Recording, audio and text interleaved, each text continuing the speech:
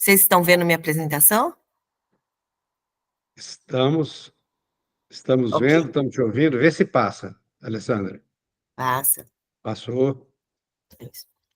Então, bom dia a todos. É com grande satisfação que nós damos início à nossa reunião clínica do Departamento de Ginecologia e Obstetrícia da Faculdade de Medicina de Ribeirão Preto, da Universidade de São Paulo. Hoje eu estou como chefe em exercício, portanto, apresento o palestrante, que por acaso também sou eu. Foi uma coincidência, viu, gente? E eu sou professora associada aqui do Departamento de Ginecologia e Obstetrícia. Eu fico alocada principalmente no setor de medicina fetal, cuidando da parte clínica da medicina fetal, do setor de cirurgia fetal do Hospital das Clínicas dessa faculdade. Então, nada mais justo que eu apresente para vocês o que a gente tem feito na área de cirurgia fetal. E o título dessa aula, Janela de Oportunidade da Cirurgia Fetal, é porque esse é o tipo de procedimento, ou melhor, de intervenção, que não pode ser realizado em qualquer idade gestacional. Existem períodos de idade gestacional que são adequados para certos tipos de abordagem. Então, eu trago para vocês aqui o que a gente tem feito no nosso serviço, o que está disponível para a nossa população de gestantes do Sistema Único de Saúde, que tem um filho portador de uma anomalia congênita, que é elegível para ser submetido à intervenção, e que eu mostre os momentos corretos de encaminhamento desses pacientes para o nosso serviço, para que a gente tenha uma intervenção oportuna sobre essas crianças e consiga dar a eles menores resultados, menor morbimortalidade, né, relacionada àquela doença. Então, vamos lá.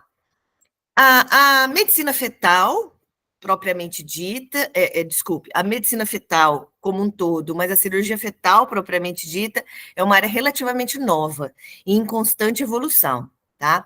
Então, muitas das coisas que eu trago aqui, pode ser que daqui um tempo e um futuro próximo sejam um pouco diferentes.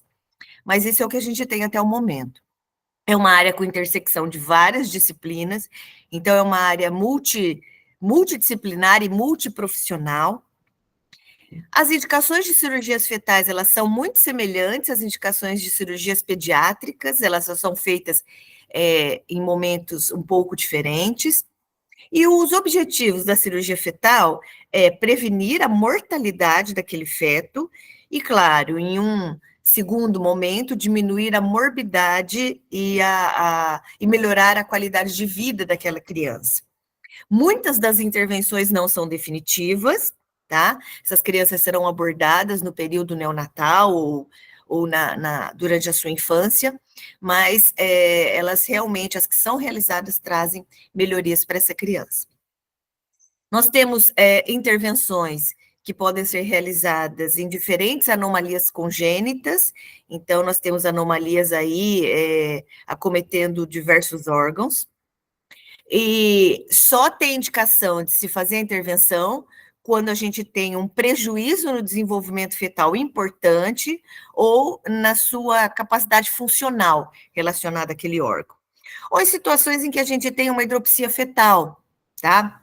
Seja imune ou não imune, mas que esteja sendo provocada por aquela condição patológica, tá? Existe ainda a prevenção de complicação materna, porque em algumas situações de doenças fetais, a mãe pode ser prejudicada como consequência daquela doença fetal, em um quadro que a literatura chama de síndrome do espelho, tá? Como que a mãe desenvolve um quadro semelhante àquele quadro fetal, aquele quadro de complicação fetal relacionada àquela anomalia. Eu vou falar com um pouquinho mais de profundidade sobre isso um pouco mais para frente. E claro, então, as mulheres que necessitarão de cuidados providos por nós são aquelas que têm um comprometimento secundário à doença fetal ou que têm complicações relacionadas aos procedimentos cirúrgicos, tá? Uma coisa precisa ficar claro para vocês. Eu não posso fazer uma cirurgia fetal que vá beneficiar o feto, mas trazendo para a mãe um malefício. tá? É claro, essa mãe está exposta a riscos, mas ela não pode ficar com sequelas daquela abordagem, ou, em última análise, né, o pior resultado possível, ela não pode morrer por conta da intervenção fetal. Então, isso precisa ficar bem salientado, bem claro. Então, vamos falar de algumas situações fetais que demandam a intervenção, ou melhor, que a intervenção traz melhores resultados perinatais. Nós temos aqui a síndrome de transfusão feto-fetal. Só para dar assim, uma contextualização, né? O que é essa síndrome? Primeiro, que é um comprometimento que ocorre na gestação múltipla, na gestação gemelar de 2 fetos, tá? A princípio. E essa gestação ela precisa ser monocoriônica, ou seja, os fetos eles precisam compartilhar a mesma placenta. Porque se eles não compartilham a mesma placenta, não temos transfusão feto-fetal. Por que isso não ocorre? Né? Porque só ocorre em quem tem uma única placenta? Porque essa síndrome ela é secundária a anastomoses vasculares que existem entre ambas circulações fetais. Então, apesar da placenta ser única, vocês conseguem ver nessa figura aqui uma placenta onde nós fizemos aí uma infusão de um material colorido para ver o quanto nós temos, como nós temos esses hemisférios vasculares, cada hemisfério placentário, teoricamente, fornecendo sangue, perfundindo cada feto, mas esses hemisférios vasculares, eles se anastomosam de alguma forma. Tá? Essa síndrome, ela é grave em 10% das gestações monocoriônicas, mas em 100% das gestações monocoriônicas, nós temos anastomoses. O que ocorre é que, na grande maioria das vezes, essas anastomoses não são graves o suficiente para provocar aquela apresentação clínica que nós chamamos como transfusão feto-fetal. Então, vocês veem aqui que nós temos anastomoses arterioarteriais, veno-venosas, arteriovenosas, e, apesar de não parecer, várias dessas anastomoses, elas são benéficas. Benéficas em que sentido? Na transfusão feto-fetal grave, nós temos um predomínio de anastomoses arteriovenosas, portanto, nós temos um feto doador que colabora aí com a sua artéria, enviando sangue para um feto receptor que colabora com a sua veia. Quando nós temos um predomínio desse tipo de anastomose, nós teremos o quadro clínico. Porém, na grande maioria das vezes, nós temos muitas anastomoses arterioarteriais e veno-venosas, que fazem o balanço entre essas perfusões assimétricas, vamos dizer assim. Então, se eu tenho muitas anastomoses arteriovenosas, mas eu também tenho bastante anastomoses arterioarteriais e veno-venosas, eu consigo equilibrar essa perfusão e eu não tenho quadro clínico, tá? Então, essas anastomoses, teoricamente, são benéficas. Quando eu tenho um predomínio das arteriovenosas sem aquela colaboração positiva das outras anastomoses, eu tenho o quadro, que se dá, portanto, em uma gestação gemelar com placenta única, e o diagnóstico é feito por uma discrepância nos volumes de líquido, porque as perfusões fetais são assimétricas. Tem um feto que é menos perfundido, que acaba, claro, ficando anêmico, hipovolêmico, hipotenso, faz um déficit de crescimento, e essa hipotensão leva a menor perfusão renal, entre outras alterações, fazendo com que ele urine menos e ele cursa com oligohidrâmino, com redução do líquido. Por outro lado, tem um feto receptor, que é policitêmico, hipervolêmico, hipertenso, tem um coração com sobrecarga de volume, por isso ele faz insuficiência cardíaca congestiva, desenvolve hidropsia e urina demais, faz poliúria. Portanto, o rastreio dessa complicação na gestação é por meio da aferição dos maiores bolsões de líquido amnióticos de ambos os fetos. Então, nós temos um feto com oligohidrâmino absoluto, ou seja, com um bolsão menor que 2 centímetros, e um feto com polidrâmino, com um bolsão maior de 8 centímetros. A restrição de crescimento fetal ou uma discordância patológica de peso são muito frequentes, mas elas não são critérios para síndrome, tá? E nós temos, se nós não fizermos nada nessa gestação, né, não fizemos a intervenção, nós temos uma alta prevalência de trabalho de parto e parto pré-termo, de ruptura prematura de membranas, colaborando com a prematuridade, e aí é uma prematuridade muito precoce, tá? No segundo trimestre ainda, na grande maioria das vezes. Nós temos muito desconforto materno por conta do polidrâmino e a insuficiência cardíaca congestiva, que acomete o feto receptor, é o que mais mata na transfusão que não é tratada. Para a gente categorizar a gravidade dessa transfusão, nós temos o estadiamento de Quinteiro, tá, que foi o primeiro autor que propôs essa classificação, depois ela foi corroborada por outros autores, onde nós dividimos a transfusão feto-fetal em 5 estadios. Então, estadio 1, nós temos as crianças com redução de líquido, com aqueles critérios falados anteriormente, mas quando a gente olha as bexigas fetais, a gente ainda vê a imagem das bexigas fetais em ambos os fetos. Ou seja, o feto pequeno, apesar de estar produzindo menos urina, ele ainda produz urina em uma certa quantidade. Então, esse é o estadio 1. O estadio 1, na grande maioria das vezes, ele permanece estável durante a gravidez, ou até melhora ao longo da gravidez, com o aparecimento mais funcional daquelas outras formas de anastomoses que eu mostrei para vocês, as protetoras. Quando a gente tem a progressão do estádio 1 para o estádio 2, nós temos ali as crianças com o déficit com a diferença de volumes de líquido, mas no feto 1 a gente já não consegue ver a imagem vesical, ou seja, a produção de urina por esse feto é mínima, muito pequena. Então, é o estadio a partir do qual a gente faz a intervenção, onde a intervenção, os benefícios são maiores que os riscos. No estádio 3, a gente tem alterações Doppler velocimétricas importantes dos fetos. É um estadio onde a intervenção ainda traz bastante benefícios. O estadiamento 4, a gente tem um feto receptor, já com insuficiência cardíaca congestiva, com hidropsia. Então, o resultado aqui da intervenção, claro, a gente faz também, mas o resultado, ele vai piorando, claro.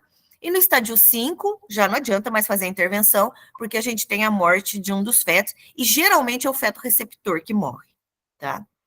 Bom, e nós temos aí uma janela de oportunidade para intervenção sobre essa condição. Nós temos um intervalo de idade gestacional. Veja bem, quanto mais precoce o aparecimento da transfusão, mais grave é o quadro. É por isso que nas gestações monocoriônicas nós fazemos um rastreio dessa condição a partir de 16 semanas de idade gestacional, que é quando começam a surgir os quadros mais graves. E nós fazemos uma avaliação ultrassonográfica quinzenal para a medida do líquido amniótico, entre 16 e 26 semanas. Depois de 26 semanas não tem mais transfusão? Tem.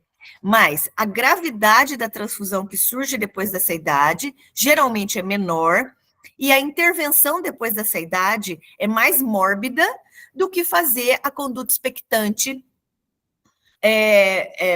permitindo que essas crianças atinjam uma idade um pouco maior, uma idade gestacional, para fazer o parto em condições críticas, mais para frente, tá? Quando a gente faz o diagnóstico, então, entre 16 e 26 semanas, nós temos uma intervenção, que é a fotocoagulação com laser, o laser diodo, dessas anastomoses vasculares sobre a superfície placentária. Eu trago aqui um vídeo, gente, que eu acho que é bastante explicativo para vocês entenderem o procedimento. Twin transfusion syndrome, or TTTS, is a rare but serious condition that can affect the well-being of identical twins and triplets that share a single placenta. Severe TTTS may cause fetal injury and fetal death or loss of the entire pregnancy. One of the treatment options for TTTS is fetoscopic laser photocoagulation. When you look closely, you will find different kinds of blood vessels linking one twin to the other.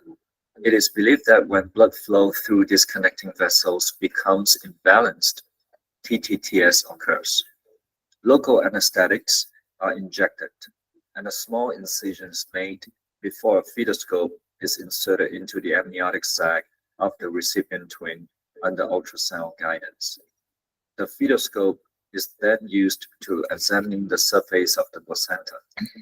All of the blood vessels that connect the twins are carefully mapped out. Next, laser is used to photocoagulate or burn the connecting vessel until it is occluded. We then move to the next connecting vessel and repeat the laser therapy.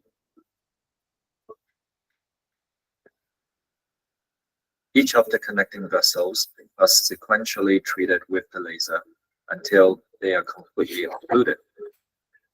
We then re-examine the placenta and repeat the laser therapy as needed to ensure all of the connecting vessels are completely occluded. We reduce the amniotic fluid in the recipient sac to normal level. Antibiotics are given into the sac and the fetoscope is removed. The incision is then closed and the pregnancies continue with careful monitoring of the twins. Parece que o procedimento é muito simples, né, mas é bem complexo, porque nós temos várias morfologias placentárias, nós temos várias localização de inserção da placenta, então nós temos alguns desafios aí quando a gente faz a fotocoagulação. Mas os resultados desse procedimento, eles são bons no sentido de que os benefícios são maiores que os riscos. Então, eu trago aqui 2 publicações e faço um apanhado dos resultados dessas publicações, mostrando que com a laser terapia, nós temos um aumento da sobrevida dessas crianças, nós teremos pelo menos um gêmeo vivo depois do procedimento, em 81% dos casos. Dos 2 gêmeos vivos, em 52% dos casos, e de apenas um gêmeo vivo em 29% dos casos. Então, vejam, a probabilidade maior é que os 2 fetos sobrevivam, mas isso depende muito do estadio de quinteiro em que essas crianças foram abordadas. Quanto maior o estadio, menor a sobrevida após procedimento, ou seja, piores os resultados após a abordagem. Nós temos aí uma sobrevida global de crianças de 69%, e vejam, se nós não fizéssemos nada a partir do estádio 2, nós teríamos quase 100% de perda dessas crianças, de morte dessas crianças. Então, realmente a laser terapia é um benefício para esses fetos. E a sobrevida, claro, aumentou ao longo do tempo com a melhora técnica das pessoas que fazem o procedimento, com a correção de alguns ajustes, né, técnicos do procedimento, de modo que hoje em dia a gente tem uma resolução de gestação, em média, com 32 semanas. Tá? Tem uma prematuridade importante? Bem importante, mas, mais uma vez, se nós não fizéssemos nada, talvez nós tivéssemos uma prematuridade no 2º trimestre gestacional. E, portanto, se esse feto for elegível, o procedimento será feito. Outro procedimento para o qual existe uma intervenção fetal é a espinha bífida com a mielomeningocele, espinha bífida aberta. Na espinha bífida, nós temos ali um déficit de formação, né, uma anomalia ali na formação da coluna vertebral, então é um déficit que começa lá com comprometimento da notocorda do embrião, de modo que todo o sistema nervoso que se desenvolve naquele local, ele acaba sendo prejudicado, o neural também, de modo a ter essa formação aqui. Nós temos a extrusão do conteúdo por essa área ali aberta, e o tecido neural que acaba preenchendo esse saco herniário aqui é um tecido neural, muitas vezes afuncional ou pouco funcional. E não é só isso. A porção terminal do tubo neural, ele acaba sendo anormalmente implantado. Então, muitas vezes nós temos uma medula ancorada, uma caldequina ancorada, e isso colabora para os achados no encéfalo. Então, nós temos, a depender do nível de comprometimento aí da coluna vertebral e do tecido neural, nós temos, quando a lesão é torácica, um feto tem o potencial, né, ele tem a possibilidade de ter paraplegia, e vários outros comprometimentos sensoriais, funcionais, tá? Mas do ponto de vista motor, ele é paraplégico. Lesão abaixo da L4, ele tem um comprometimento de movimento de membros inferiores e as outras alterações também. E lesões de L1 a L4, ele tem achados variáveis, tá? Então, a gravidade é variável. Qual é a janela de oportunidade para intervenção? Para o reparo fetal dessa anomalia. Uma coisa que é importante, eu já vou adiantando para vocês, que quando esse procedimento ele tem sucesso, né, a abordagem fetal é feita por neurocirurgião treinado, a equipe obstétrica consegue fazer um procedimento tecnicamente adequado, nós temos o reparo definitivo da lesão, tá? Isso não significa que depois do nascimento essa criança tenha que ser reavaliada e algumas outras intervenções sejam necessárias, tá? Mas em termos do defeito local, nós temos a correção. A técnica que nós utilizamos é a técnica aberta, a gestação deve ser única e essa anomalia tem que ser uma anomalia isolada, tá? Porque isso reduz a probabilidade de aneuploidias, de síndromes genéticas, que por si só levarão ao comprometimento do feto, né? A lesão deve estar localizada entre T1 e S1, e a abordagem é feita entre 19 e 26 semanas em crianças que têm a herniação do tronco cerebral, ou seja, em crianças que têm ainda a possibilidade de ter lesões encefálicas importantes e o comprometimento, além da questão medular, o comprometimento do encéfalo. Então, o obstetra, ele faz uma incisão semelhante a uma fanestil, mas uma fanestil bem ampliada. Os planos maternos, eles têm que ser bem abertos, para que a gente consiga luxar o útero materno para fora da cavidade peritoneal, da cavidade abdominal, e fazer a esterotomia. A esterotomia é uma esterotomia que tem aí uns 3 centímetros no máximo. Ela é realizada de acordo com o posicionamento fetal. Então, pode ser na parede anterior ou na parede posterior. Geralmente, a gente faz essa incisão mais próxima ao fundo uterino, fugindo do leito placentário, claro. E, devido ao posicionamento fetal, que é feito antes dessa esterotomia, a gente consegue expor ali a área com a lesão, tá? Com a mielomeningocele. Aí, o neurocirurgião intervém, ele libera o placoide neural aqui, que muitas vezes, como eu já disse, né, está ancorado, está preso, então ele libera esse placoide, ele faz a liberação de toda a estrutura neural possível, ele refaz o tubo neural e fecha aqui os planos fetais, plano por plano, até ter o fechamento completo daquela incisão. Aqui nós temos uma foto de um bebê nosso, de uma criança nossa operada. Vejam, ele está completamente operado daquele defeito que ele tinha, da mielomeningocele, né? A gente não corrige a porção óssea, mas a gente corrige ali a porção da mielomeningocele, e isso com certeza traz benefícios. Nós temos resultados do trial, que mostrou o benefício dessa intervenção. Nós temos um resultado em curto prazo aqui mostrando, esse trial de 2011, é o MOMS. Então, nós temos menos óbito fetal e neonatal no grupo operado, menor necessidade de shunting depois do nascimento por hidrocefalia, menos crianças precisaram, claro, fazer o shunt no grupo operado, mesmo ali nos primeiros 6 meses de observação. Nós tivemos a redução do Chiari, por conta da liberação da porção terminal do tubo neural, isso melhora, diminui o comprometimento do encéfalo. Nós temos melhores índices de funcionalidade dessas crianças, avaliados pela escala de Bailey. Então, as crianças têm melhores resultados funcionais e um número maior de crianças deambula independentemente depois dessa abordagem. Nós temos também resultados do MOMS 10 anos depois do término do trial, mostrando que as crianças operadas são crianças mais competentes no autocuidado, que têm a deambulação mais rápida e de melhor qualidade, elas têm habilidades motoras mais complexas e têm um nível de lesão, de prejuízo motor mais baixo, tá? Então, claro, melhores resultados aí no geral.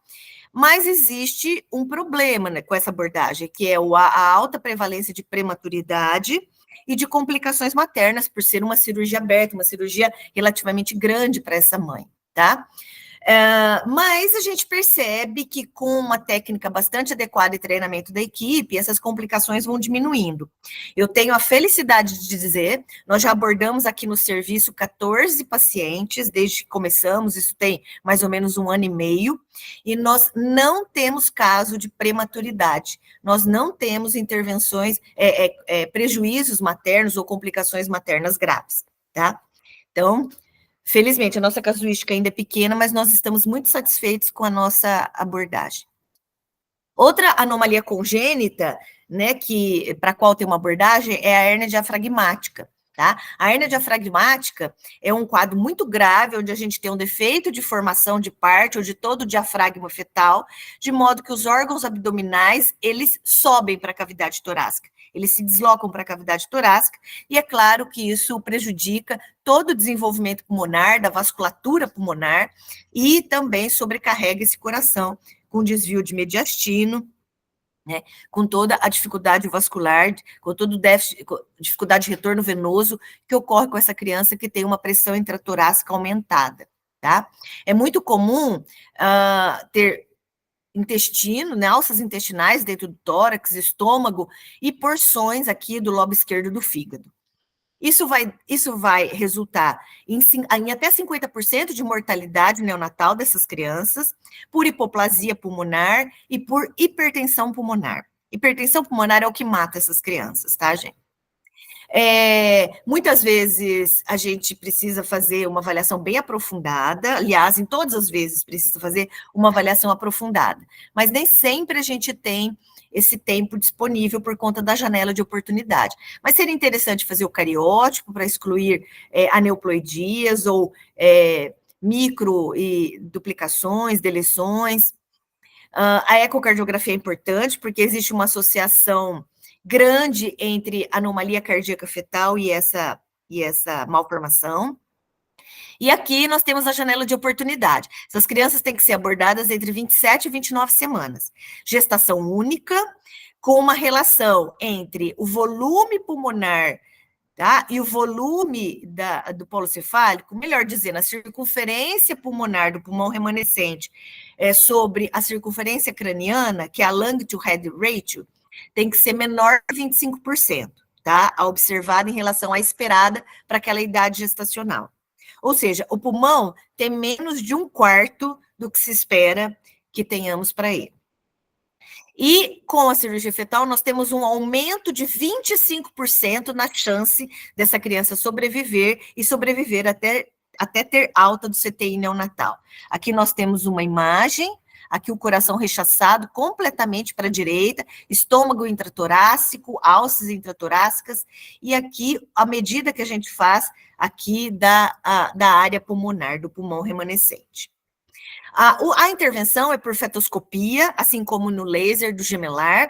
Nós introduzimos um fetoscópio na cavidade amniótica e na ponta nós introduzimos um catéter pelo fetoscópio e na ponta desse catéter nós temos um balão que é insuflado quando a gente atinge ali, nós meio que intubamos o feto, né, com o fetoscópio, e quando nós temos a localização ali da extremidade do fetoscópio, imediatamente acima da carina fetal, nós liberamos esse balão, nós insuflamos esse balão com soro fisiológico, e esse balão fica ali ocluindo aquela traqueia fetal. Olha aqui a imagem no ultrassom. Qual é o objetivo de se colocar esse balão no feto? Segurar dentro do pulmão todo o líquido que é produzido pelo epitélio pulmonar, todo o muco que é produzido pelo epitélio pulmonar, que normalmente o feto joga para o líquido amniótico quando ele faz movimento respiratório. Tendo o balão, nós vamos segurar todas essas secreções dentro do pulmão fetal. Isso expande, tem o potencial de expandir o pulmão fetal e de promover um melhor desenvolvimento da vasculatura pulmonar. Também como complicações nós temos a prematuridade, a ruptura prematura de membranas, da mesma forma que a gente tem quando a gente faz a abordagem lá por fetoscopia dos gemelares, tá? mas realmente é um procedimento que traz benefício para um determinado grupo de fetos, tá? Que são aqueles com aqueles critérios de elegibilidade que eu mostrei anteriormente. Nós temos aqui um resultado de um trial que foi publicado agora, recentemente, em 2022, 2023, que é o trial do professor Ian Depreste. Ele randomizou as crianças para serem, os fetos, para serem operados ou não, e ele levou em consideração fetos com hérnia diafragmática grave, ou seja, com aqueles critérios de inclusão que eu mostrei, e crianças com hérnia diafragmática moderada, que tinham aquela relação entre 25 e 45. E esses resultados, eles são relacionados a crianças que têm hérnia diafragmática esquerda, tá? E, claro, a hérnia diafragmática esquerda severa tem porções de fígado no tórax também. Então, são os casos mais graves. E o que ele mostrou? Que aumentou a taxa de crianças, aumentou a sobrevida, e de crianças que tiveram alta hospitalar, então de criança em casa, tá? E mesmo avaliando essas crianças com 6 meses de idade, se mantinha menor mortalidade e menor morbidade dessas crianças abordadas. Tanto que o trial teve que ser interrompido porque se julgou antiético que não se fizesse a intervenção em casos de hérnia diafragmática grave em crianças randomizadas para o braço do manejo conservador, tá? Muito bem. Outras situações que devem ser abordadas pela medicina fetal, que devem ser encaminhadas rapidamente para o serviço de medicina fetal, são as massas cervicais e torácicas, tá? Por quê? Porque essas massas, elas desviam, têm o potencial de desviar o mediastino, de aumentar a pressão intratorácica, então diminuindo o retorno venoso, de promover uma hipertensão arterial, né? De sobrecarregar esse coração e da criança desenvolver insuficiência cardíaca congestiva, de desenvolver hidropsia e morte, tá? Então, nós temos, nos casos de obstrução intrínseca da via aérea superior ou extrínseca, no caso dos tumores, quando nós temos cistos, membranas, uma obstrução laringe anatômica mesmo, isso leva à hipertrofia pulmonar, olha aqui a imagem do pulmão, o pulmão parece hiperinsuflado, ou seja, aqui a gente tem o que a gente gostaria que os fetos com hérnia diafragmática, que põem balão, tivessem, tá? Mas aqui não tem como depois tirar o balão, né? Aqui é uma obstrução anatômica. Então, esse pulmão, ele é constantemente hiperinsuflado dessa forma, com água, né, claro, com secreções, e isso faz com que aumente a pressão intratorácica. Nós temos aí nos teratomas, higromas, linfangiomas, os hidrotórax hipertensivos, como aqui da figura, tá? A malformação adenomatoide cística pulmonar, que enche aquele pulmão de cistos, aumentando o seu volume, e a própria hérnia diafragmática, tá? Portanto, essas crianças têm que ser encaminhadas cedo para o nosso serviço, e, às vezes, nos quadros mais graves, com a criança já com hidropsia, a gente precisa aspirar, se for possível, claro, o conteúdo naquele tórax, se o conteúdo for líquido, for cístico, tá? Ou colocar um shunting torácico na cavidade, ligando esse espaço pleural com a cavidade amniótica, mas isso é realizado nos casos de exceção. Agora, o que a gente faz bastante nesses casos é o EXED, tá? Que é na hora do nascimento dessas crianças, nós extraímos o polo cefálico dessa criança do útero, por cesárea, claro, como na foto aqui. O tórax continua dentro do útero, o feto continua ligado ali à placenta materna, então ele continua sendo oxigenado, ele ainda não fez os primeiros movimentos respiratórios, e aí a equipe multiprofissional aborda a via aérea dessa criança, porque com aquele desvio de mediastino, desvio de traqueia, é muito difícil abordar essa via aérea depois que a criança nasce. Então, a gente tem aí um período de hipóxia neonatal muito grande. Portanto, a gente faz isso enquanto ele está dentro do útero. Neste momento, nós estamos tendo um exit lá no Centro Cirúrgico Central, tá? De uma criança que tem uma hérnia diafragmática, na qual nós colocamos um balão, mas o balão não foi retirado antes do nascimento dessa criança. Ele está sendo retirado agora em loco. Portanto, nós estamos fazendo um exit nesse momento. Alguém poderia dizer para mim, por favor, que horas são? 8h10, Ali. Tá bem. Então, eu vou falar da obstrução urinária distal, tá? A gente ouve muitos falarem sobre quando a gente tem uma obstrução distal, né, com dificuldade de drenagem aí das vias urinárias e, portanto, de ter líquido na cavidade amniótica, a gente sabe que isso leva a um prejuízo no desenvolvimento pulmonar, e nós ouvimos muitas pessoas falarem, mas põe um shunt, né, ligando essa bexiga à cavidade amniótica, ou seja, a gente foge, né, daquela área de obstrução, a gente faz uma obstrução, a gente faz uma via de drenagem acessória, vamos dizer assim, opcional, né? E aí a gente aumenta a quantidade de líquido na cavidade e faz com que essa criança tenha o desenvolvimento pulmonar naquele ambiente de menor pressão. Mas não é tão simples assim, e o procedimento ainda é muito mórbido, portanto, existe ainda muita controvérsia com relação à realização deste procedimento, diferentemente do que eu falei até agora das outras anomalias, tá? Então, nós sabemos que essa falta de líquido, ela é de sempre, vamos dizer assim, a partir de 16 semanas, daí para frente, essa criança, cujo líquido amniótico é predominantemente urina, ele vai evoluir com oligohidramino absoluto e com consequente hipoplasia pulmonar e hipertensão pulmonar quando nasce. É isso que mata a criança no período neonatal imediato, tá? A mortalidade chega a ser a 95% dos casos. E só não é 100% porque alguns diagnósticos podem estar equivocados, ou a gente tem a ruptura da bexiga para a cavidade amniótica ali, né, por uma isquemia, a bexiga ela fica tão distendida, a pressão é tão grande sobre a parede abdominal, que a gente pode ter, às vezes, um pertuito ali, né, por isquemia. Alguns casos semelhantes a este já foram vistos no nosso serviço, e a criança teve um resultado neonatal melhor em termos de pulmão, tá? A janela de intervenção para essas crianças é a idade gestacional entre 16 e 26 semanas. Tá? Mas não há critérios bem definidos. Há quem diga que a gente tenha que abordar, claro, aquela criança que tem o oligohidramino absoluto, que tem a cariótipo normal, que tem um RN do sexo masculino, tá? Onde a principal causa da obstrução é ali um problema de válvula de uretra posterior, uma membrana ou uma estenose muito importante ali na região da válvula da uretra posterior.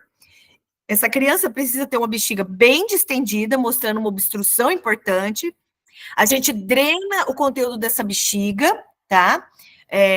Uma agulha que a gente faz a amniocentese, né? Mas semelhante à agulha de hack, a gente funciona a bexiga, esvazia a bexiga, reavalia esse feto em 1 semana, e se ele refaz o volume o volume vesical, é porque ele ainda tem uma certa função renal. A gente faz a urinálise desse conteúdo e tem aqui alguns valores considerados normais, vamos dizer, ou melhor, aceitáveis para que a gente faça esse procedimento nessa criança. Mas veja, o procedimento, ele não é, a princípio, para preservação renal, ele é para desenvolvimento pulmonar. Essa criança, ela é muito grave quando nasce. É por isso que esse procedimento ele é questionável, tá? A sobrevida dessas crianças ainda é, entre aspas, questionável. Porque as crianças, quando nascem, elas precisam de um transplante renal imediato. E a gente sabe que transplantes renais não são feitos até que essa criança tenha em torno de 2 anos de idade.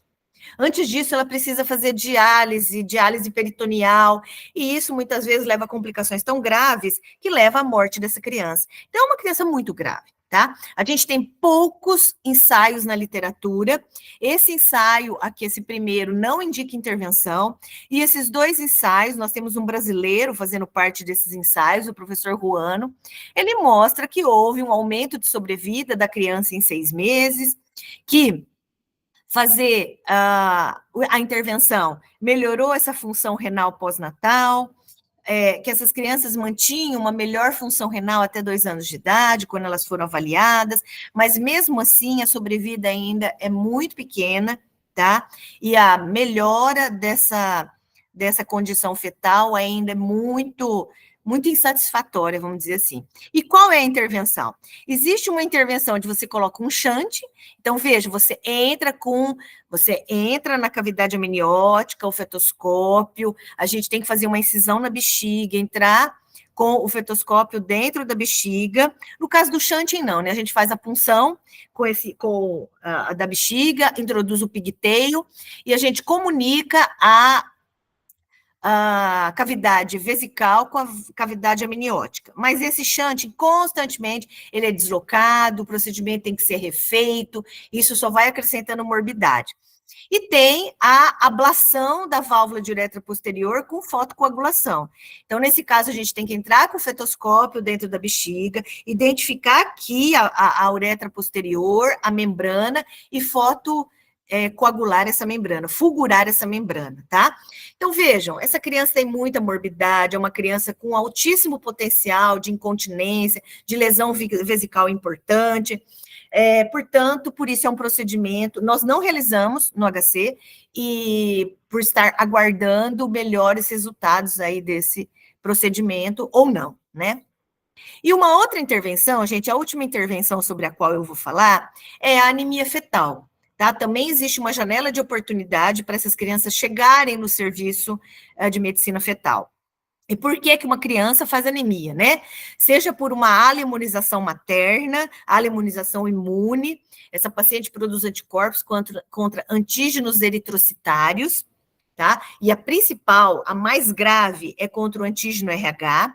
Existem alguns casos, que são mais raros, de anemias hereditárias, como a talassemia. Casos de infecção congênita, em que a criança desenvolve uma anemia importante, como na parvovirose, e em casos de hemorragia feto-materna. Por exemplo, após um acidente materno, um acidente automobilístico, onde você tem microlesões placentárias, ou microdescolamentos, ou mesmo descolamentos clínicos, mas que permitem uma conduta conservador ainda, a depender da idade gestacional, em que nós temos aí um sangramento da interface placentária e tanto materna quanto fetal, né, dessa placenta. Então, tem perda sanguínea desse feto. E a anemia, ela é rastreada nessas condições. Então, vejam, essas crianças têm que chegar no serviço, essas mães, com o diagnóstico dessas condições. E nós fazemos o rastreio da anemia fetal com a Doppler velocimetria. Tá? A partir do ano 2000, o professor Mário, ele conseguiu montar uma tabela, essa tabela aqui, relacionando os níveis de hemoglobina do feto e qual é a velocidade que ele tem, velocidade sanguínea que ele tem na sístole cardíaca fetal. E esse Doppler, ele é avaliado na artéria cerebral média, que é uma artéria fácil para o ultrassonografista ensonar. A gente faz a medida da velocidade na sístole cardíaca, faz a conversão dessa velocidade em múltiplos de mediana, e se a velocidade tiver 1,5 múltiplo de mediana acima, tá? Aqui, então, a partir aqui do 1,5 múltiplo de mediana, então, se a velocidade estiver acima desses valores, a depender da idade gestacional, esses fetos têm uma anemia moderada ou grave, com grande potencial para ter hidropsia fetal e morte, e devem receber a transfusão intrauterina, isto é, se nós estivermos entre 24 e 34 semanas. Então, a gente inicia esse rastreio a partir da viabilidade, ou seja, a partir de 24 semanas, e realiza a transfusão até 33 semanas e 6 dias, tá bem? Ainda é benéfica em relação ao parto, né, dessas crianças para o tratamento pós-natal. Portanto, é bem importante que essas pessoas cheguem nos momentos adequados. Eu tenho uma parte da aula que eu falaria um pouco sobre complicações maternas do procedimento fetal, mas é uma aula muito extensa, eu vou deixar essa parte da aula para um outro dia, eu só vou mostrar aqui para vocês o que é a síndrome em espelho, que eu falei anteriormente, que é uma complicação materna importante das crianças que desenvolvem insuficiência cardíaca congestiva. Então, é uma síndrome que também é chamada de triplo edema ou síndrome de Ballantyne. Por que chama em espelho? Porque a mãe, ela espelha uma condição que é muito semelhante à do seu feto, tá? Então, ela faz um quadro hipervolêmico, hipertensivo, com insuficiência cardíaca congestiva, tá? Um quadro que se assemelha muito a uma pré-eclâmpsia, mas uma pré-eclâmpsia com aquele critério de gravidade frequente, que é de comprometimento pulmonar, podendo ter até o edema agudo pulmonar, tá? O paciente ganha muito peso durante a gestação, claro, de uma criança que tem uma anomalia com esse potencial, e ela acaba até tendo lesão renal com proteinúria. Então, ela faz um quadro que é até difícil de fazer um diagnóstico diferencial aí com pré-eclâmpsia. Mas, independente disso, é um quadro muito grave que precisa de abordagem. Qual que é a abordagem? A depender da gravidade materna, claro, é a resolução da gestação. Mas existe uma porcentagem de casos em que a gente tem que fazer a intervenção fetal. E a mãe melhora dessa síndrome em espelho, tá? Então, a terapêutica fetal ou a resolução da gestação é o que resolve essa situação. Aqui tem uma revisão sistemática de literatura mostrando que essas pacientes têm mais complicações durante a gravidez, né? Tem mais hemorragia pós-parto, precisam de mais transfusão por conta dessa perda sanguínea, são admitidas ao CTI, olha aqui, ó, quase 13% das mulheres precisaram do CTI, 10% delas com quadros clínicos de insuficiência cardíaca congestiva, 8% com edema agudo de pulmão e 8% com insuficiência renal. Então, é um quadro bastante importante. E, é claro, são quadros associados a mais morte fetal, morte neonatal, na primeira infância, por conta da gravidade do que levou ao comprometimento fetal. E a taxa de sobrevida dessas crianças é muito baixa, tá? Em torno de 7%, caso a gente não faça nada. Então, eu gostaria de ir até o final dessa apresentação. Prometo que outro dia eu dou uma aula só sobre complicações maternas, mostrando aqui a nossa equipe. Faltam algumas pessoas aqui, o pessoal do ambulatório, tá? A Lívia, o Caio, a Sati, o Conrado, mas aqui é a parte do pessoal que faz o procedimento cirúrgico, e eu estou muito feliz com esse grupo que eu tenho, que trabalha na medicina fetal, e, claro, nós temos vários assistentes no centro obstétrico também, que acabam assistindo essas pacientes, de modo que a gente tem dado para as nossas pacientes do Sistema Único de Saúde o melhor tratamento possível que elas poderiam repetir, que os seus filhos poderiam receber, né, que é dado em centro de medicina fetal de grande renome no mundo todo. Então, agradeço a atenção de vocês e me coloco à disposição para perguntas.